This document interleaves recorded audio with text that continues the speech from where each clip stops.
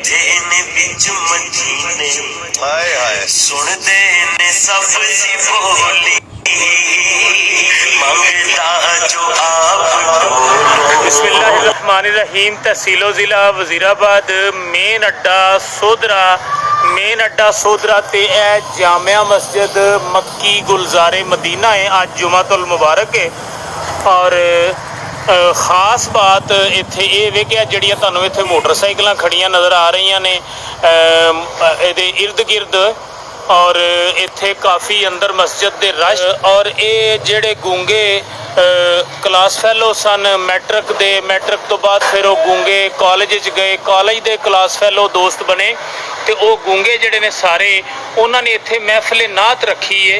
पूरे इलाके दे गूंगे इकट्ठे होए ने। मैनू दस्सिया गया कि इस्लामाबाद तो लैके ते लाहौर तक इत्थे जड़े ने ना ये दोस्त अहबाब आए ने सारे और सारे ही गूंगे ने।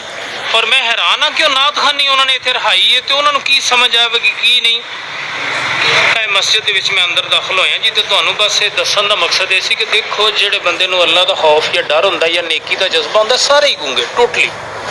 तो ये सारे जनाब ए देखो तुसी अंदर भी ने बाहर भी ने और इन्हां दे इमाम साहब आए ने और वो मेरे ख्याल है कि कोई गलबात जिहड़ी कर रहे ने उन्होंने नाल इशारियां दे नाल भी दस्सिया जा रहा है। और तुसी ये देखोगे कि वह आलम साहब लगे ने और वो इन्हां गूंगियां दे नाल खिताब कर रहे ने और वो सारे गूंगियां दा जिहड़ा वो ध्यान है उधर उन्हां वल। और मेरी जिंदगी का ये पहला वाकया है कि मैं कोई गूंगियां दी महफिल देख रहा वां और उहदे विच दरस हो रहा तो वो सारे गूंगे जिहड़े ना हमतन गोश हो के इस चीज़ नूं सुन रहे ने। और इन्हां गूंगियां नूं हैड कर रहा जी साडे सोधरे दा जिहड़ा गूंगा है शहबाज गूंगा। वो माशाअल्लाह पढ़िया लिखिया उन्हें ग्रेजुएशन की हुई है और सारे ही तकरीबन वो शागिर्द गिने जाते हैं। और उन्हें बड़ी बड़ी दूरों बुलाए ने तो काफ़ी दिनों तो मैनूं पता सी कि इत्थे जिहड़े गूंगे ने ना वो उन्हां दी महफिल नात या अपना तुसीं कह लो जलसा उन्हां दा कह लो। क्योंकि मैं तो आया तो मैं देख रहा कि इन्हां दे जिहड़े आलम ने वो लगे ने खिताब करन और सारे जिहड़े इत्थे गूंगे ने जी वो हमतन गोश हो के इस चीज़ नूं सुन रहे ने। और बड़ी मेरे वास्ते एक हैरानकुन चीज़ भी है और अच्छी चीज़ भी ये वे कि पढ़े लिखे गूंगे ने ना तो इस चीज़ नूं समझते हैं सारा कि ये होनी चाहिए। और ये मस्जिद जिहड़ी है गुलजारे मदीना इत्थे काफ़ी दिनों तो शोर सी फेसबुक ते भी कि गूंगे महफिल करवा रहे ने।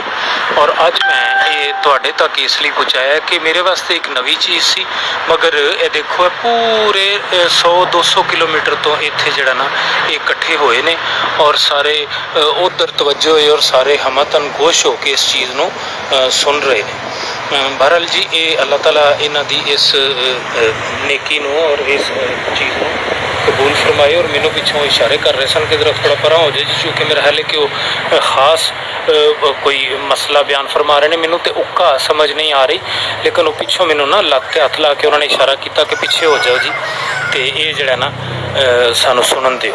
और देखो कि अल्लाह ताला ने कैसा जज्बा एक इन्हां च रखिया और पढ़े लिखे होने दे नाल वो अपना मुसलमान होने का भी हक अदा कर रहे हैं।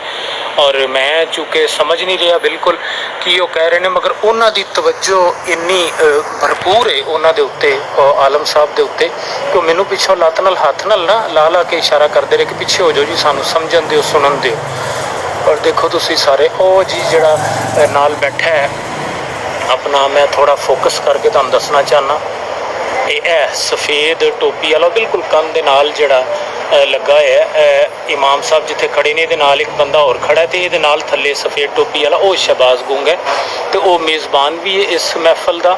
और उन्हें सारे इलाके दे अपने शागिर्द और अपने दोस्त अहबाब नूं ये चूँकि व्हाट्सअप ग्रुप होंदा इन्हां दा मैनूं पता लग्या और उहदे च 5-5 6-6 बंदे एक दौरान ना गल्लां कर रहे होंदे ने इशारियां नाल जिस तरह असीं करने आ 3-3 4-4 बंदे बैक वक्त गल्लां करने आ इस तरह वो गल्लां कर रहे होंदे ने।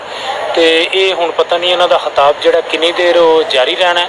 ਤੇ ਮੈਨੂੰ ਪਤਾ ਲੱਗਾ ਸੀ ਕਿ ਨਾਤ ਵੀ ਜਿਹੜੀ ਹੈ ਨਾ ਹੋਣੀ ਹੈ। ਮੇਰੀ ਸਮਝੋ ਬਾਰੇ ਕਿ ਉਹ ਨਾਤ ਕਿਵੇਂ ਹੋਏਗੀ, ਤੇ ਲੇਕਿਨ ਸਮਝਣਗੇ ਮੇਰਾ ਖਿਆਲ ਇਹ ਚूँकि ਸਪੀਕਰ ਨਹੀਂ ਲਾਇਆ ਗਿਆ ਔਰ ਬੈਰੂਨੀ ਲੋਕਾਂ ਤੱਕ ਆਵਾਜ਼ ਜਿਹੜੀ ਉਹ ਤੇ ਜਾ ਹੀ ਨਹੀਂ ਸਕਦੀ ਚूँकि ਆਵਾਜ਼ ਇਹਨਾਂ ਦੀ ਹੈ ਹੀ ਨਹੀਂ। ਮਗਰ ਅੰਦਰ ਮੇਰਾ ਜ਼ਿਹਨ ਸੀ ਕਿ ਕਿੰਨੇ ਕੁ ਗੂੰਗੇ ਇਕੱਠੇ ਹੋਣਗੇ, ਲੇਕਿਨ ਉਹ ਮੈਂ ਦੇਖ ਕੇ ਹੈਰਾਨ ਰਹਿ ਗਿਆ ਕਿ ਅੱਛੀ ਖਾਸੀ ਤਾਦਾਦ ਮੈਨੂੰ ਦੱਸਿਆ ਫਿਰ ਬੰਦਿਆਂ ਨੇ ਇਸ਼ਾਰਿਆਂ ਨਾਲ ਕਿ ਜੀ ਇਸਲਾਮਾਬਾਦ ਤੋਂ ਲੈ ਕੇ ਲਾਹੌਰ ਤੱਕ ਜਿਹੜਾ ਨਾ ਇਹ ਦੋਸਤੀਆਂ ਵੀ ਨੇ ਇਹਨਾਂ ਦੀਆਂ, ਔਰ ਇੱਥੇ ਇਹ ਸਾਰੇ ਗੂੰਗੇ ਜਿਹੜੇ ਨੇ ਉਹ ਆਏ ਨੇ। ਬੈਠੇ ਨੇ ਵਿੱਚ ਮਦੀਨੇ ਹਾਏ ਹਾਏ ਸੁਣਦੇ ਨੇ ਸਭ ਦੀ ਬੋਲੀ